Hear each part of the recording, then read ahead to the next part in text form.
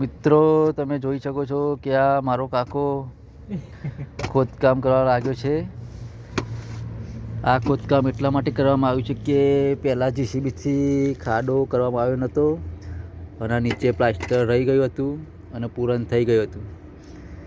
એટલે પછી પાછળથી અંદર રોજ મારતું હતું અને થોડું પાણી અંદર ચૂતું હતું. એટલા માટે આ ખોડીને પ્લાસ્ટર કરવાનું છે. એટલા માટે કાકો ગોડે છે.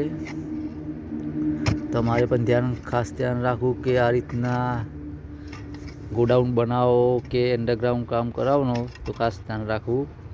કારણ કે બહારનું પ્લાસ્ટર પહેલાં કરાવી દેવું અને પછી અંદરનું કરવું, નકર પછી આવું જ થશે અમારા જેવું.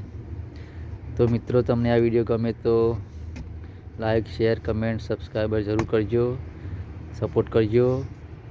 કારણ કે આ કાકા બહુ ગરીબ છે અને કાકાના હમું જોઈજો.